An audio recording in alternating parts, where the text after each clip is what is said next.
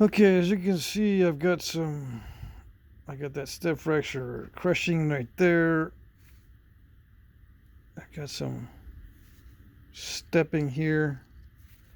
Yes, it would probably be better if I had a notched pad. Domed and notched. And yes, it is possible to have a domed and notched pad. Let's see. Please forgive me, Sean. I'm going to dissect this. Do some dissection or whatever on this pad. See if I can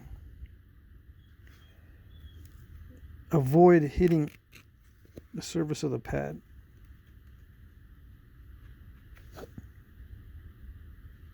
I'm going to create a depression. That's probably too wide there. I'm going to create a depression in the pad. See if I can avoid the flake from touching the pad. Or prevent the flake from touching the pad.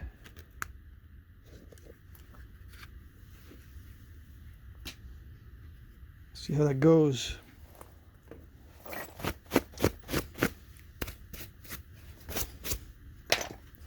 I don't know if I mentioned this already, but I need to develop a better tool set for the glass snapping. So I'll be trying to do that as well in the upcoming videos that I have planned for glass.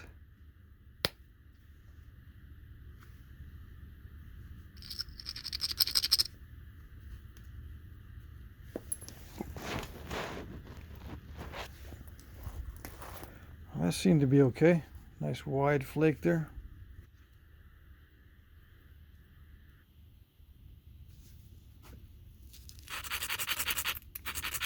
Why wasn't it narrow? Actually, I don't know why it wasn't narrow. You would imagine it'd be a narrow flake with a sharper tip on my tool and a smaller platform and a free and clear path without touching the pad. Should have been a narrow flake, right? That was this one here. This flake right there, which is pretty good.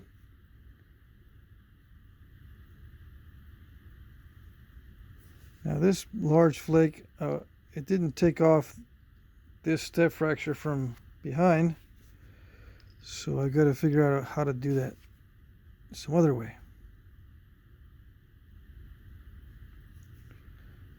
Risk an overshot somewhere from this side, pressure flake it in,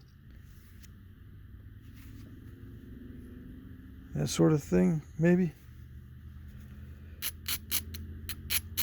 It's amazing how far some of these flakes will travel on Obsidian, so let's just try it. Make sure I don't have that. Oops. Make sure I don't have that part touching. Now this is when it gets tricky. Right in the middle of the right in the middle of the preform. Bring a lot of pressure right in the middle, and I'm going to bridge it across that opening.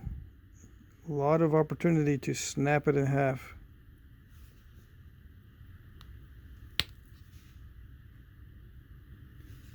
The flake was right there.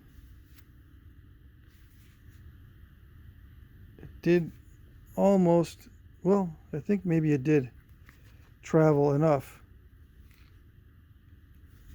to get at least the top surface of that step fracture mowed down a little bit.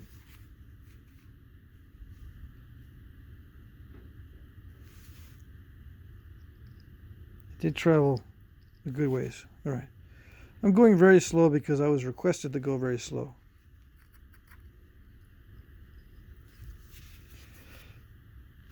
A lot of guys need to know exactly what I'm doing.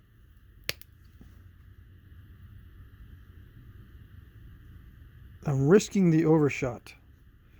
That's one thing, exactly what I'm doing. Another thing I'm doing is preventing any contact with the point and the pad right at the on the flake path, right? It seems to be working. The depression in the pad seems to be working.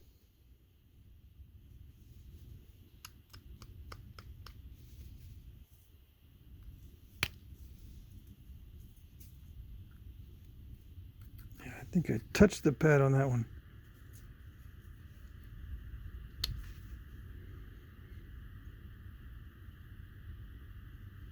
Let's see. Yeah, I don't dare to put a whole lot of pressure.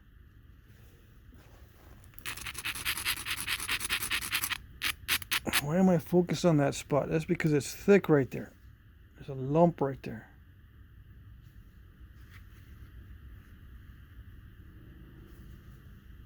See if I can do something.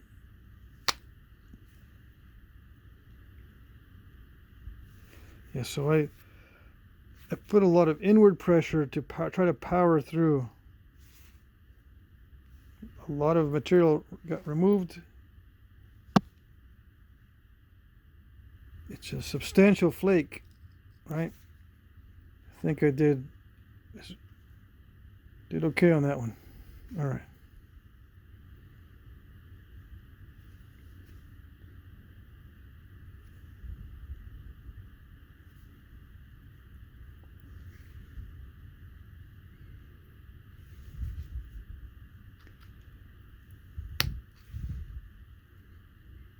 So yeah, making sure that the flake path is right over that depression.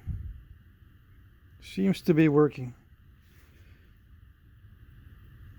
If nothing else, the flaking is working. If I may be not in focus the whole time, sorry about that.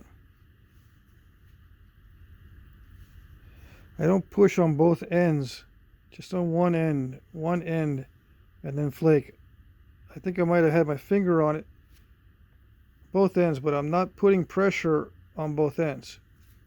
At least I hope I'm not. Just on one end so I don't bridge it.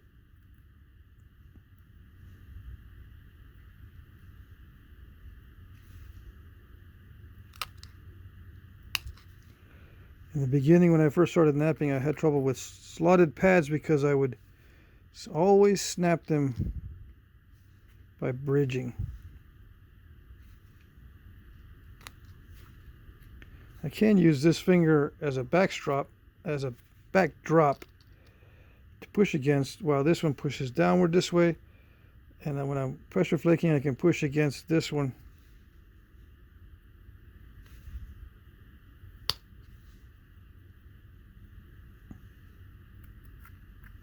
Yeah, seems to be working pretty well as long as I stay patient and don't push too hard. They won't overshoot.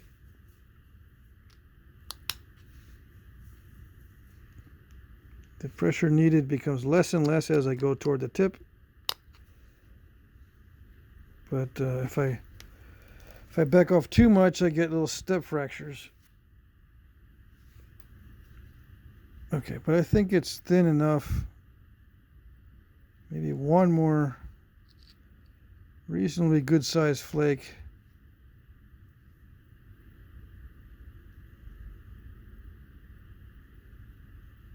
Famous last words.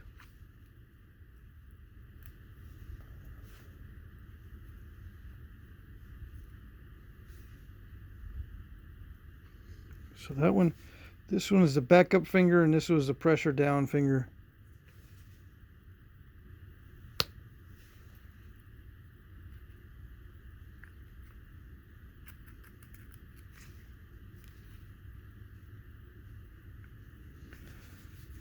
Yeah, I'm trying to attack this.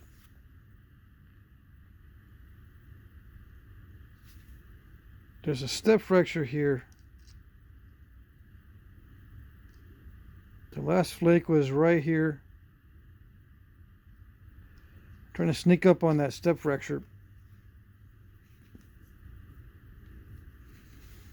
I could attack it head on, the step starts here. I could attack it head on and try to power through it, I guess.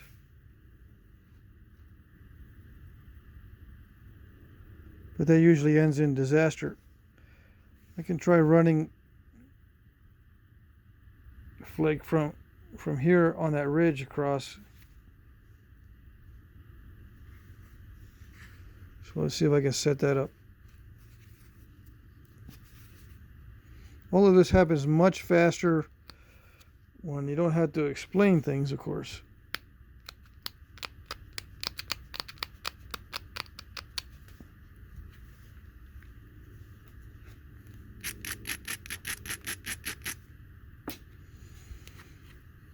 This is risking the overshot.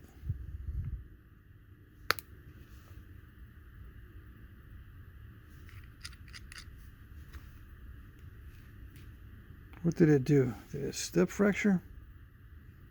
May have step fractured right there.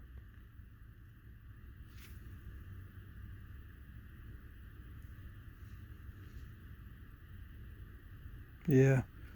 So I'll take that was from here. I'll move over, take another flake, and go this way.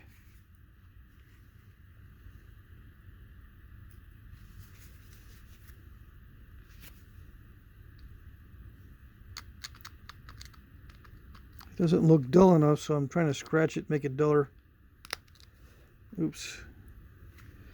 Yeah, I just perpetuated a stepping. Just another step. That oops was, I could feel it didn't go. There wasn't enough pressure to make it go all the way.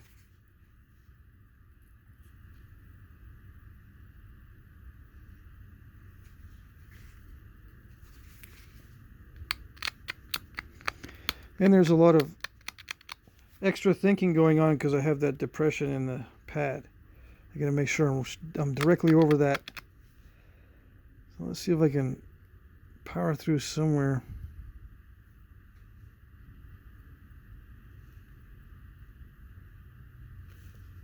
I might make it worse.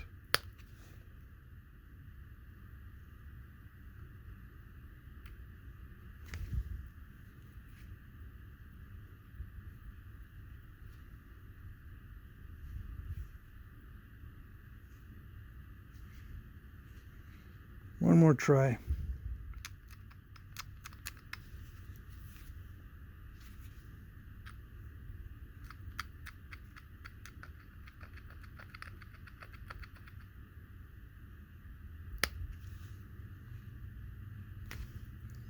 Just minimal pressure, and I'm getting a series of step fractures.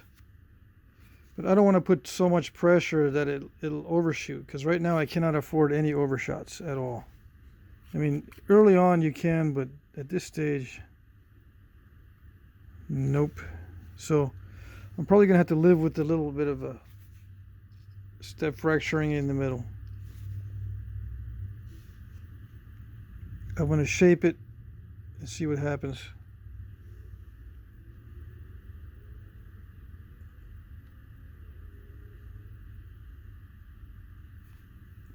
If after I shape it, if I can run another pressure flake in there, maybe clear out some of those steps, I'll do it. All right. In the meantime, I can try to push off on some of those step fractures with the spatula tool. That's not doing it. That step is not tall enough. Yeah, if I sharpen this down,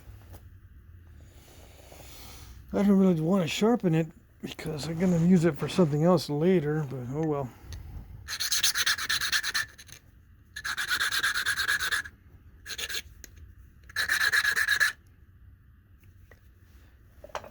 I'm going to have to dull it maybe for upcoming notching or whatever.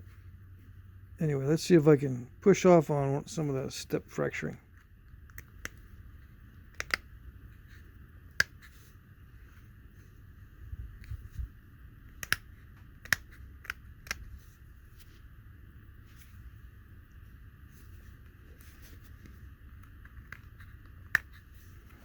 Nope, it's It's not having it.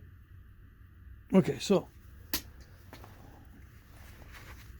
the next step is easier because now I'm not trying to thin, I'm just going to shape it.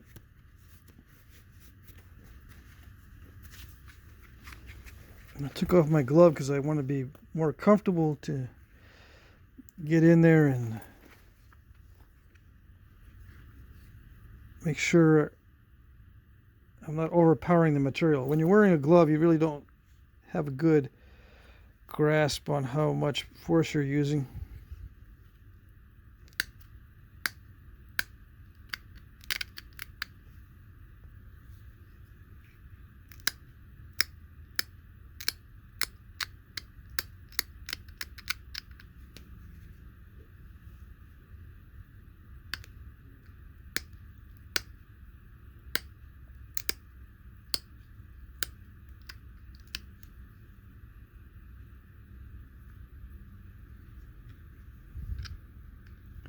Okay, so there's not much thinking involved here, just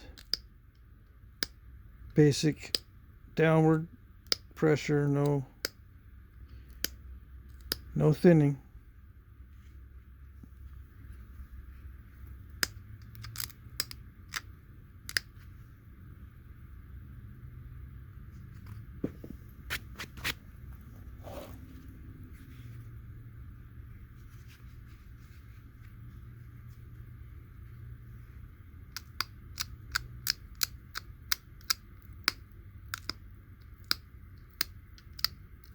Now, why did I scratch that area?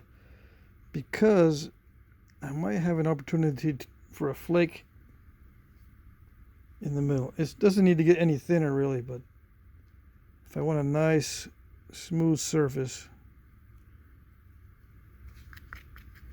because let's just pretend that I'm OCD. Need a smooth surface with no step fracturing. If I want that, I'm going to have to do this scratching here to create a nice strong bevel for some flaking. Yeah, I can probably do it. Alright, so here we go.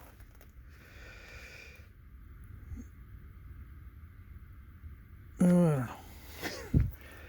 Here we go, and oops, I don't know, and then here we go again, and I don't know.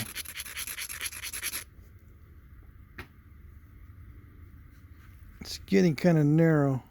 I don't have much of an opportunity here. So one finger is the push down, the other finger is the back drop or the back stop.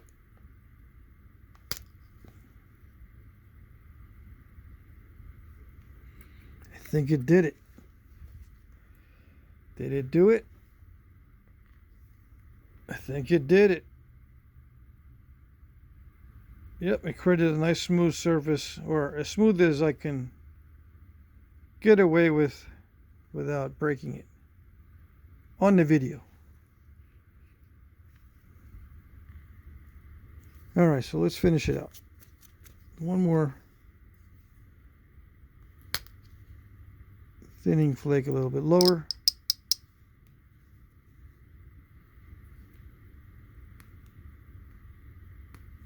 Did I just create another step fracture? Probably.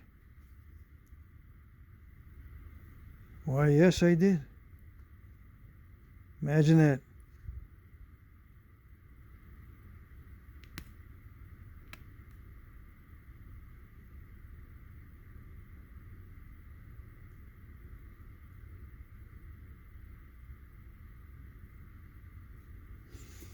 Now you can grind the surface to see where all the ridges are, but then sometimes you get grind marks. The reason why you would grind the surface to see where the ridges are is if you want to run some more thinning flakes, it's easier if you can see the ridges. On Obsidian, a black Obsidian, it's hard, difficult to see the ridges.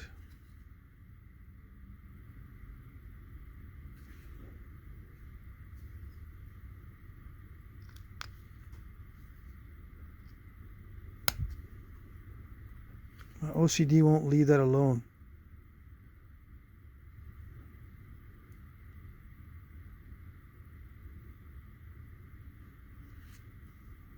I'll leave it alone unless I have no choice but to leave it alone.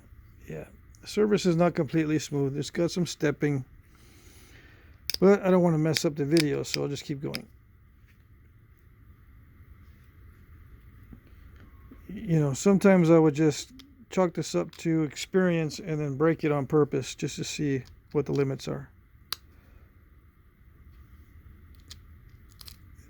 If I don't like the way the surface is developing. I think it's okay. I don't know if you guys can see if I've been focusing this. Anyway, let's see what else.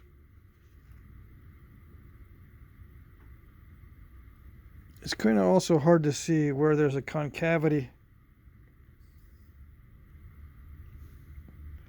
Just past the edge.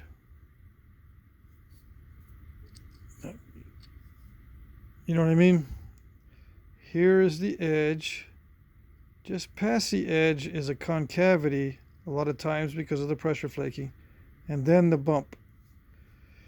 If you don't make this completely convex and get rid of this little concavity just beyond the edge, it's going to scoop in, it's not going to travel. And that's why there's a lot of step fracturing along the edges like what I just did there, because I pressure flaked into a concavity. I couldn't see the convexity. One way to get around it is just pick at the edge and, you know, push down and get rid of some of the edge.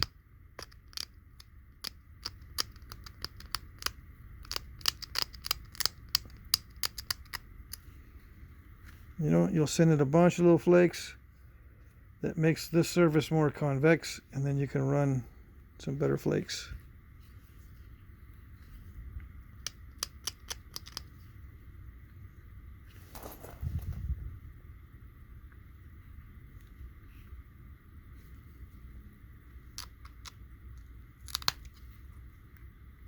In theory, you should be able to run some better flakes.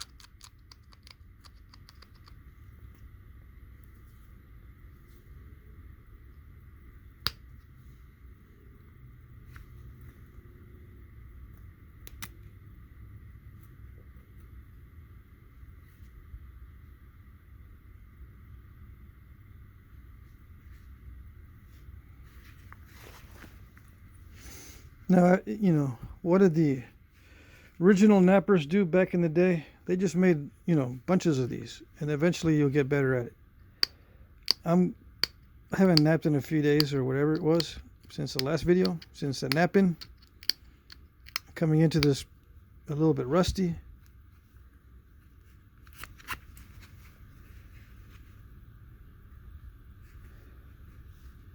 So after about 10 of these, I could probably get it without too much fuss.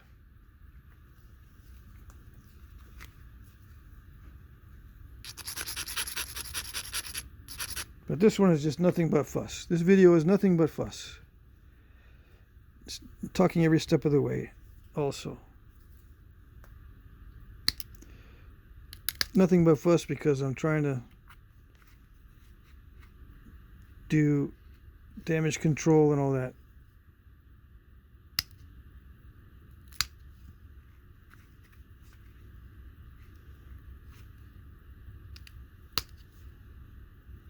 A lot of this is just downward pressure, just to get the flake to release and make it thinner near the edge. My tooltip's already too fat. Fat tooltips create crushing.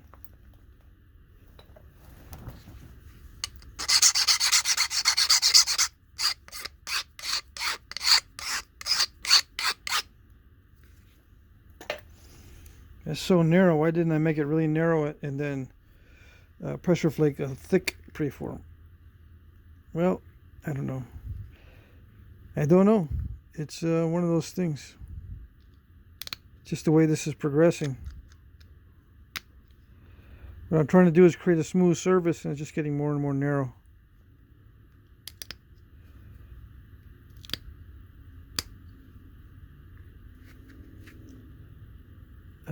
You can learn some things by thinking about this in hindsight, but you really need to learn the process.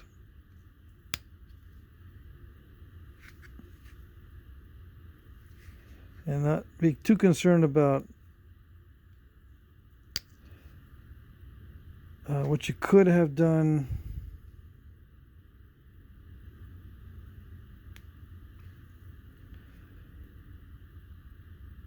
What seems like could have been done.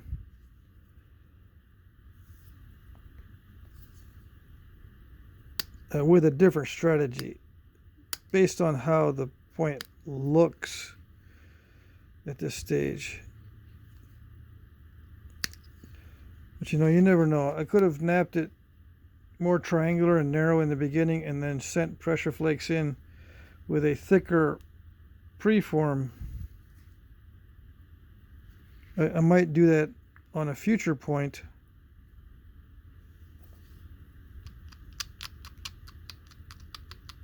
But you never know really how these are going to progress.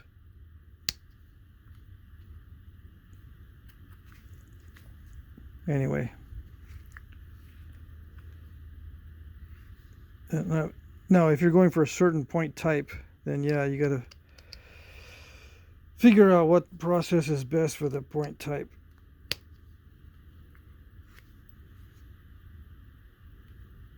Okay, but right now I'm just trying to get this flake as thin as possible and as straight as possible for the video, and try to create a smooth surface, at least here where I've been doing the majority of the flaking.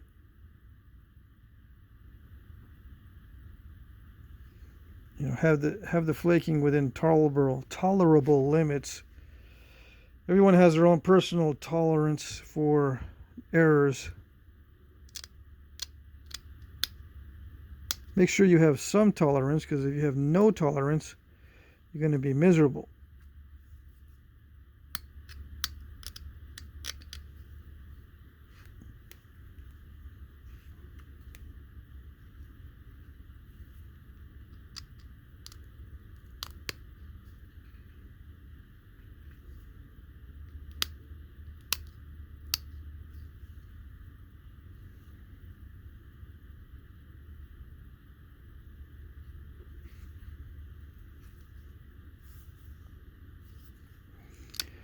Okay, so it's time to think about finishing this.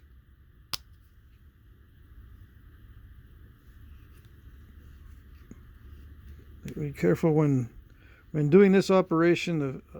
Anytime you're working on the base at this stage, it's easy to snap in half just by doing this.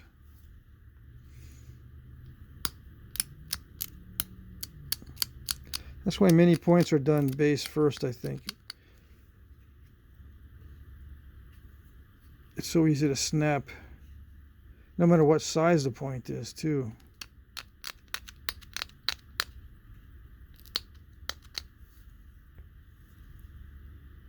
It could be a big point, and if you work on the base last, it's easy to snap in half.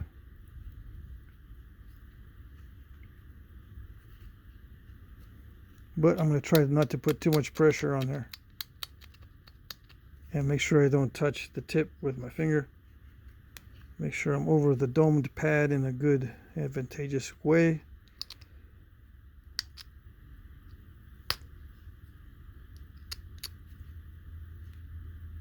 Maybe I need to be over that little depression. Get some of that clearance for that next set of flakes.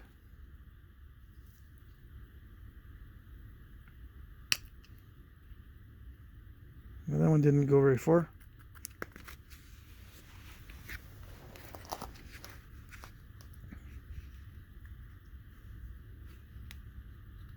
Make sure I don't touch.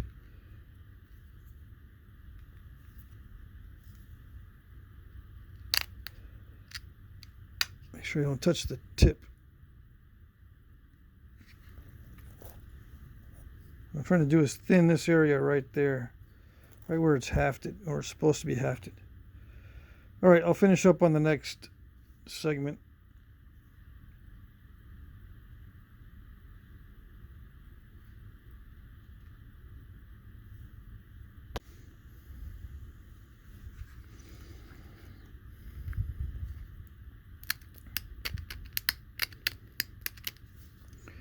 Yeah, a lot of arrowheads in the archaeological record are concave base type arrowheads, and I think it's no coincidence. That's the easiest way to thin the hafting area.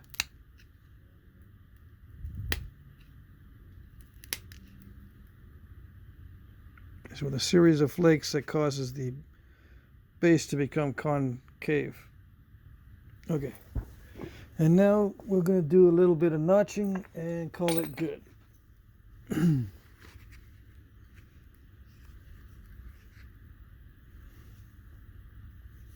The higher up you go, the less chance to break off a barb. But also, it increases your chance of breaking it in half. So you pick a happy medium there.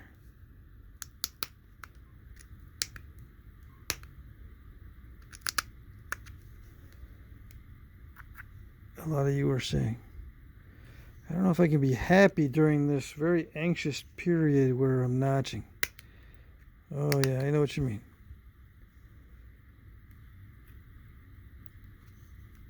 And these are not narrow entry notches at all.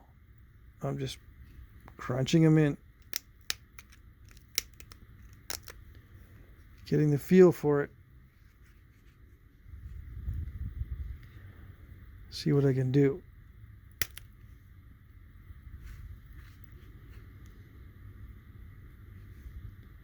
If I try to go too narrow,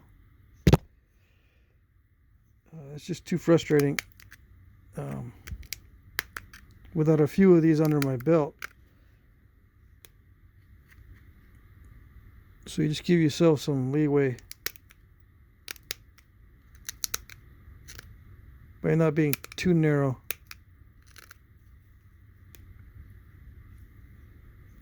That's my strategy anyway.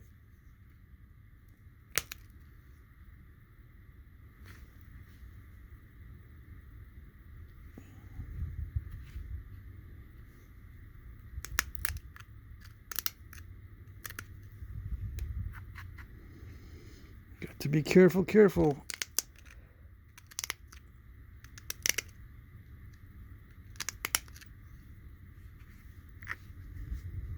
It's so easy to snap it at this point, at this stage.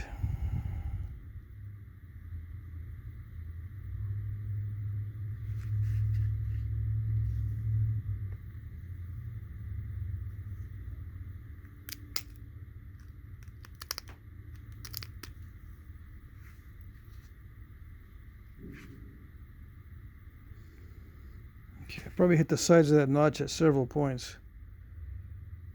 You know, hitting the sides of that notch several different times. Sometimes the flake pops out and wraps around and takes off part of the barb, or this part here. I'm not sure what that's, the shoulder, perhaps that's what that's called. Anyway.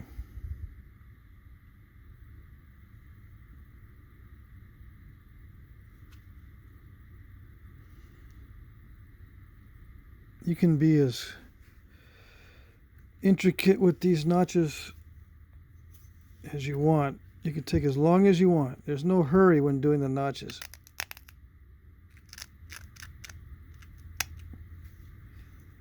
The trick is if you do take too long, or the thing is if you take way too long, it tends to stall the notch.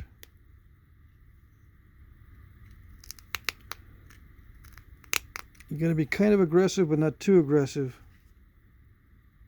I'm trying to expand the notches a little bit, and I'm having trouble seeing the sides of the notch, and I'm touching the opening and removing material where I shouldn't be. All right. Okay, time to get this final shape and then call it good. I'll remove the other glove to get a feel for what I'm doing.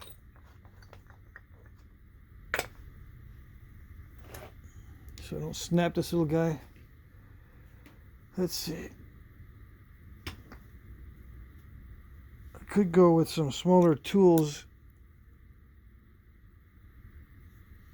Yeah.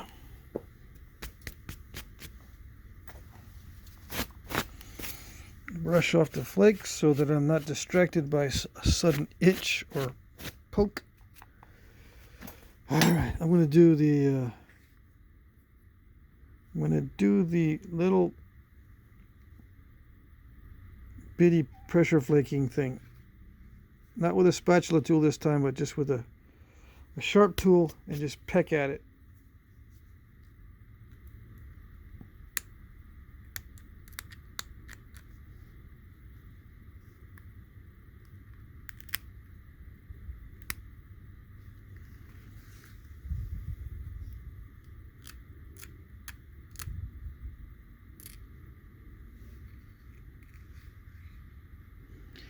I don't know.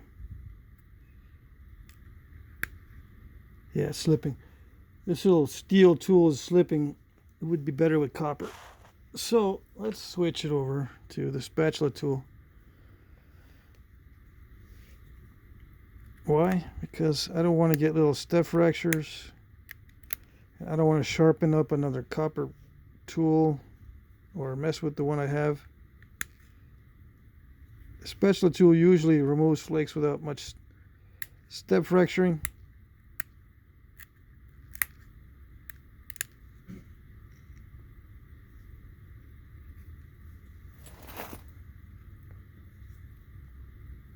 I'm using the flat to remove these flakes so that there's not much metal in contact with the edge. As you know, if it's a fat flaker, it'll cause a lot of crushing.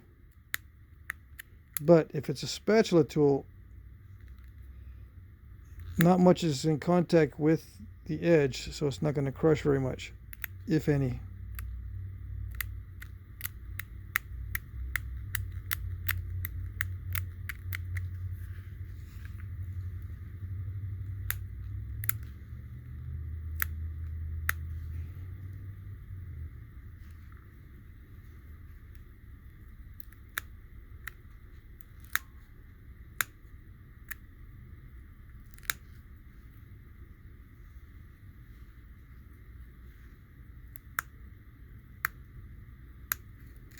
So I'm just trimming above these barbs just to make it look like I was more careful with the entry of the notch. It also is aesthetically better looking.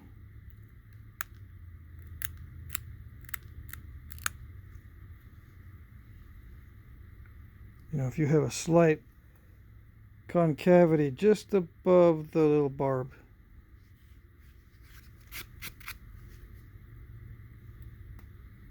I'm going to round out the bottom of this notch.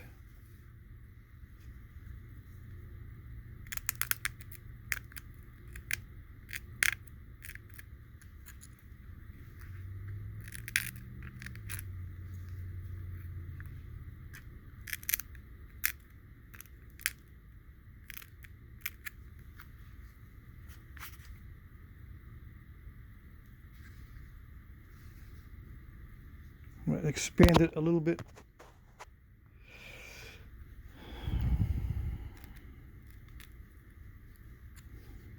Yeah, that's the thing. Glass is very slippery.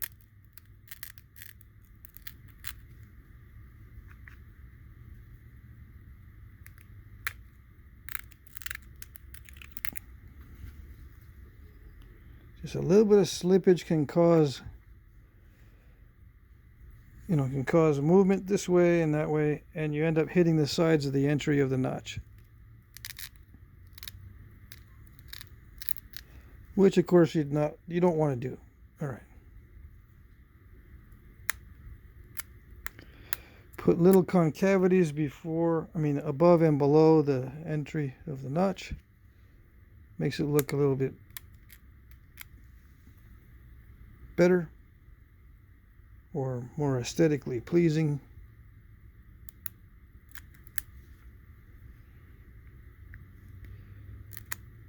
And I'll try to make everything sharp. The edges and the tips of the barbs and the ears.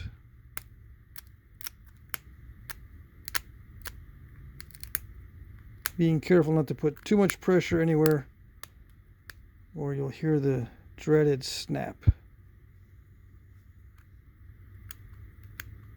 You snap something off that you don't want to snap.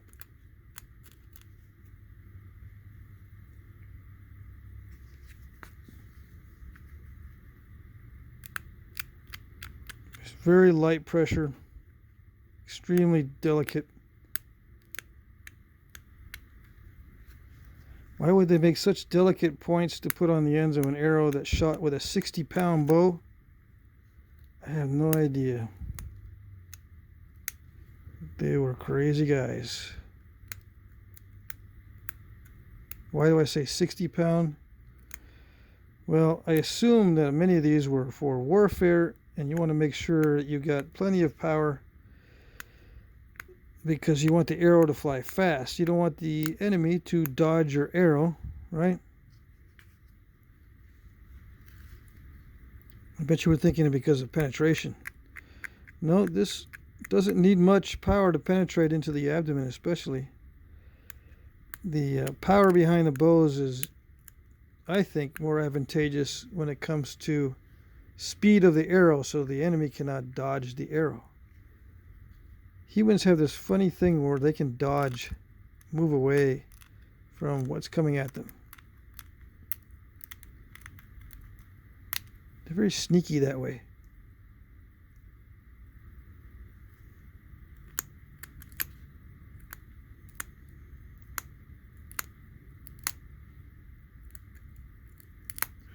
So a fast-moving arrow requires a powerful bow. And yes, these types of arrowheads were used for warfare. And probably for hunting too, but you don't need to be as careful with a hunting arrow. Why be careful with a war arrow? Well, you don't want it to be shot back at you. In case you miss, you don't want the arrowhead to be so strong that it'll resist breakage when you shoot it at something, then have it shot back at you by the target, right? If you shoot at an animal, it's not going to shoot your arrow back at you. So it doesn't really matter if the arrowhead survives impact. In fact, it's fine if it survives impact, because the animal is not going to shoot it back at you. But that's not true in warfare. All right, I think that's good enough. It's not like extremely thin or extremely pointy, but I think I covered several topics that were in question.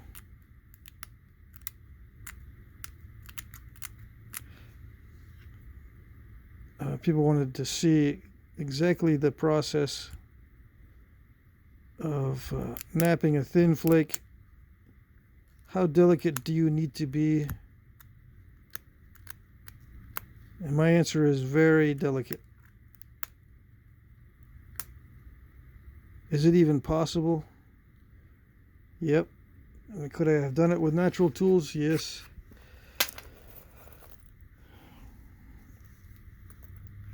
But it's late and I don't have my tools finished.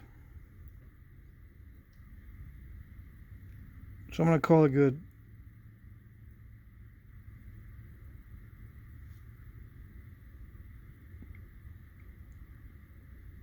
How thin is it? Well, let's see. It looks like 1, 2.5 millimeters.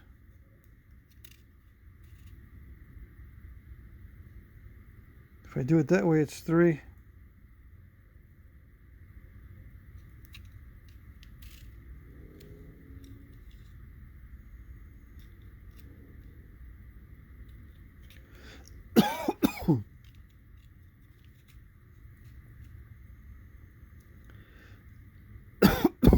Let's just say 12 wide. So was that 4-to-1?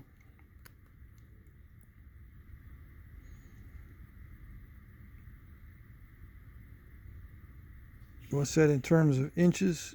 Right there at the between the notches. The thickness is a little over 1/16.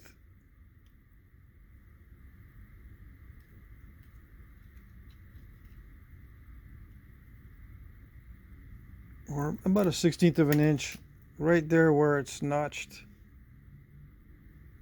And yes, they were made that small and thin. Okay. What's the total length? Total length. I don't know, pretty close to 1 5/8.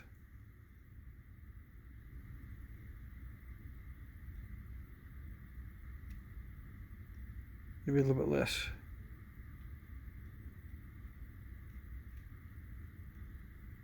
Yeah, you millimeters guys have it easy. Okay. All right, there you go.